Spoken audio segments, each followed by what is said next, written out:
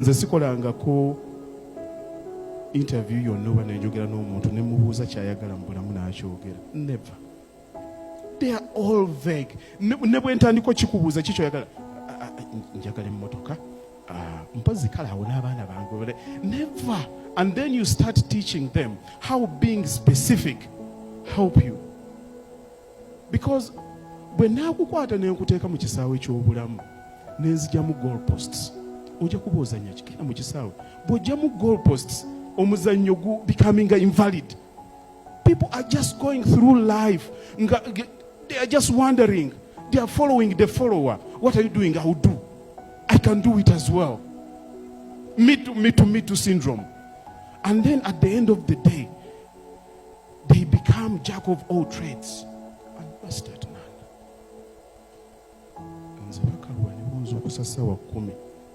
Nsobola okunnyonnyola okuzimba okuva ekutandika paka ekugwerako. I'm not calling you to do exactly what I'm doing, but you to find your own gift.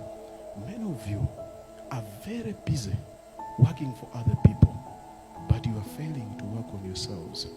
You are concentrating too much on your jobs, forgetting your gifts. Jobs are giving you skills, but your own gift is your own calling.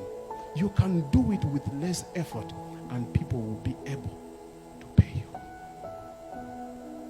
Abantu ekimuyinza okuba nga temukimanyi ekirala, you can have all the information you want, but as long as you lack the skills to close a deal, whatever you know helps you in nothing.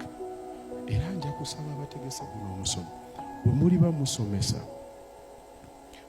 mpite essaawa nga 2 mbayigiriza buyigiriza how to close a deal. Mulowooza explaining n'okola kino n'okola no, what makes me want to work with you? Haji atazze wano nga atubuulira nkola kino nkola kino. You see, now she has been in law practice. Naye genda omubuuze ne bwe mubuuza ati what makes a good lawyer? Bwe nkimubuulira answer ye erina okuba nga eri very different from me. Nkikubuulira lwaki? Being a good lawyer is not knowing the law. Is not knowing how to argue the law. Is knowing how to entertain the court. A good lawyer, singa ozze ng'oli lawyer mulungi, nombuulira credentials zo zonna, nengamba fine, nengenda nenjogera ne lawyer omulala nangamba kale tulabagane enkya kangende mala okwogerako n'omulamuzi oyo. Ani gwogenda okuwa omulimu?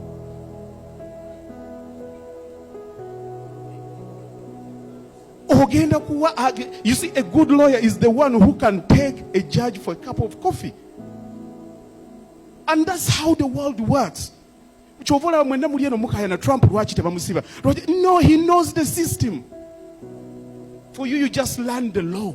But people defy the law and they prosper. Sibagamba kumenya mateeka, but njagala kutegeera. Ngenda.